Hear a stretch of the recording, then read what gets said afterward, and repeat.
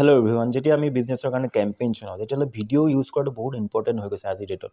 কিন্তু আমি যেতিয়া ভিডিঅ' কেনেকৈ বনাম সেইটো আমি ক্লাইণ্টৰ মাজত বহুত প্ৰব্লেম দেখা পোৱা যায় যে ভিডিঅ' বনাবলৈ ফেঞ্চি ইকুইপমেণ্ট লাগিব নেকি। আজি আমি ক'ব বিচাৰিছোঁ আপুনি অতি সহজত আমি ভিডিঅ' বনাব পাৰোঁ।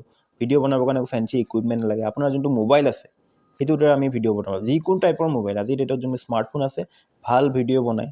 নেক্সট আপোনাক এটা লাগিব মাইক।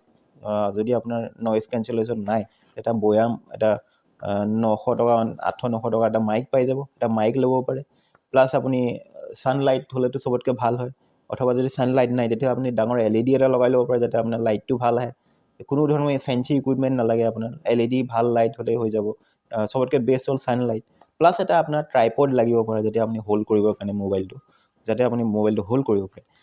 আৰু যদি স্ক্ৰীণ ৰেকৰ্ডিং আপুনি ভিডিঅ' বনাব বিচাৰিছে তেতিয়াহ'লে আপুনি লুম ক্ৰ'ম এক্সটেনশ্যন ইউজ কৰি পেলাই লুমৰ দ্বাৰা আপুনি স্ক্ৰীণ ৰেকৰ্ডিং যোনটো ভিডিঅ' থাকে আপোনাৰ এটা স্ক্ৰীণটো ওলাই থাকে, আপোনাৰ ফেচটো ওলাই থাকিব, কেমেৰাটো ওলাই থাকিব, তেনেকুৱা স্ক্ৰীণ ৰেকৰ্ডিং ভিডিঅ' বনাব পাৰে।